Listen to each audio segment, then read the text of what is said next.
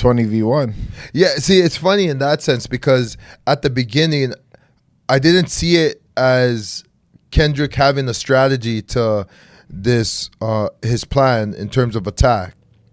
But now that you mentioned it, everybody in the industry is trying to attack him all at the same time simultaneously.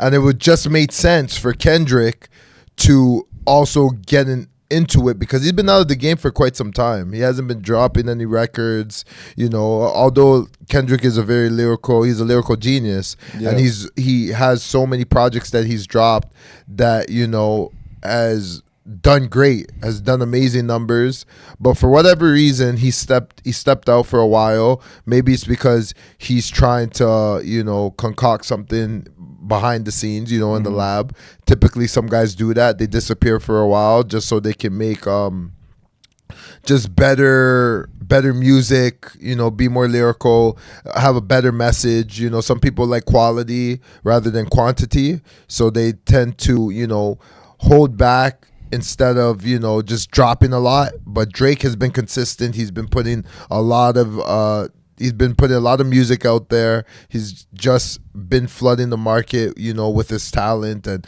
spreading his arms to whatever talent is out there and incorporating himself and adjusting. So I guess he's seen an opportunity right now, and he's been gunning at Drake, and they've been going back and forth. And yeah, let me know what's your thoughts on that whole bonanza. I don't know. For me, it's a zero-sum game. For Drake, Drake doesn't get much benefit to this beef, in my opinion, because you have to look at it. First of all, Kendrick is known as the number 2 in this situation. Okay. He's not known as the number 1. He's not the A side. He's the B side if you're looking in terms of career, what he's accomplished, right? So for him to come at Drake is of no disadvantage to himself, especially if other people are coming at Drake too, because he must have released a diss record called Like That with on Future's album, because Future dropped a couple albums. So on this album, Future's coming at him. A$AP Rocky, got a bunch of different rappers coming at him. So pretty much Drake has to go against a bunch of rappers rather than just compared to just dealing with one rapper. And Kendrick has to look at it, well, if not any better time to come at this guy, it's when other people are against him, because then you can get popular opinion. Popular opinion will lean towards you more so than lean towards Drake, because if everyone's hating on one person, sometimes that might sway the audience to see who's really the truth teller here in this situation, who really has skeletons in the closet. So it's more intriguing to dig in the closet of Drake than it is to dig in the closet of Kendrick, because Drake is the bigger artist. So if you keep poking fun or you keep revealing certain secrets that he was trying to hide, people are more intrigued by that. So for Kendrick to do this and execute successfully like he's doing, because he's dropping a lot of music and a lot of exposures coming through that, he's able to widen that chink in Drake's armor. And to be honest, he's leaving Drake more vulnerable than he necessarily should have been, maybe if he never engaged. Yes, and I find that interesting because, I think the next biggest beef that I could remember was when 50 was going up against, Fat Joe, Jadakiss. Okay, back in the day. Yeah, back in the day. He went up against all those guys, and even though that beef, it looked like, they had the numbers, 50 still was managed to come up. He still came up on top out of all those guys, even though they came with a coalition to try and take him down.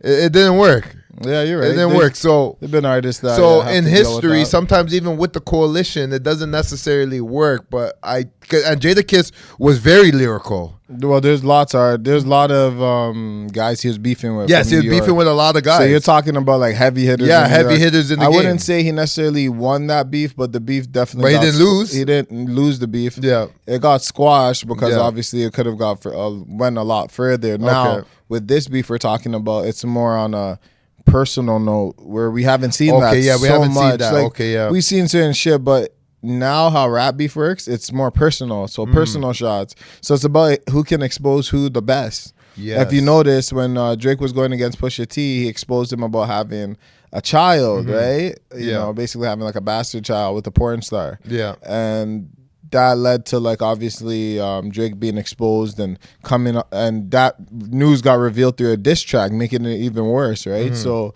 now with Kendrick, what he's releasing, apparently he's saying this guy has a daughter and has kids running around and all type of allegations. So it's just a game of who can expose who the most. And like I said, Kendrick can easily speculate, and that speculation will be looked at by more people than Drake speculating about Kendrick. No one cares about what Kendrick has done in his past and, you know, what women he's with and things he's done. He's not as relevant. So that's what I'm saying. So Drake's going against a guy that has less to lose. So for me, if I was Drake in that situation, I would have, you know, bowed out from the first diss record. I probably would have took it easy from that point. I would have gave what I need to give, maybe 2 records, stopped there. But the way Kendrick's going, he's going like 5 records deep, 6 records deep. So I don't know. So there's a lot of low blows that's occurring now. Yeah, 100%. I'm pretty sure he has advisors that are trying to tell him, hey, Drake.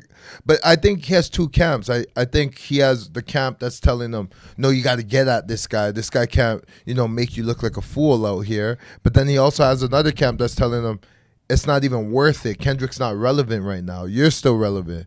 People are looking to take you down. You already responded to him. If he wants to keep on responding, let him keep on responding. Eventually, he's going to fade away because he's not dropping any tracks. He's not out there that, you know, people are checking for Kendrick. But here's the thing about the beef, though, is that he's actually dropping good records. Like, Kendrick has kind of Drake. Like Drake is dropping good records too. He's dropping good records as well, but Kendrick has some higher frequency. I guess you can say they're equivalent, to be fair. I mean, some of the records you're gonna maybe listen to one time, and then some of the records you might play at a club or something like that. But you know, I just think that if I was Drake in that situation, he's in a tough spot. He either has to decide to go to war or decide to be docile. But now, if he's docile, or he decides to say, you know what, I'm just gonna ignore the shots that are being taken at him, then a lot of people wouldn't respect him as the number one guy. Yeah. So he does have to defend his crown. So I'm not saying that Drake should have not did anything in response, but at the end of the day, he shouldn't be going back and forth, because it's just like anything. You don't go back and forth to decide a winner. I mean, you just gotta drop what you had to drop, address what you had to address, and then leave it at that. Let the people decide, because at the end of the day, the rap game comes down to the music. It comes down to the success. It doesn't come down to who's being exposed. Yes, we'll say that person won the battle, but who won the real war? It's the person that's most successful at the end. So that's how I see that. Yeah, I was kind of debating with myself in the sense of what would be the smartest thing to do in a situation like that, especially if you're on top of the whole rap game, and you know, you got people trying to attack you from all different fronts, and then, you know, there's one standout person, and then you feel like this is the best competitor for you to actually like put a response on. And, you know, I guess at the end of the day, you have to ask yourself, how many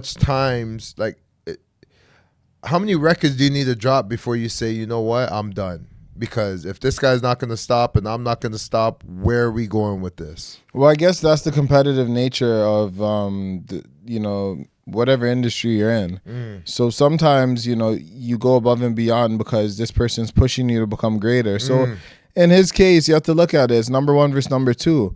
They know they have to come with their A game. They know they have to get the good enough material to put on a piece of paper, go record it, and drop the song, because at the end of the day, they're being judged quickly, and obviously your response rate, how you're dropping music, what beats you're using, you know, wordplay, everything's being judged. Now they're being judged at a quicker pace because the frequency of the music that's being dropped, right? So it's showing us as fans, we're getting good music because we're seeing these guys go at it, and they have to step it up a notch each record. They can't, you know, drop the ball because their opponent will gain ground on them. So pretty much we're seeing them at their best in terms of what they're releasing.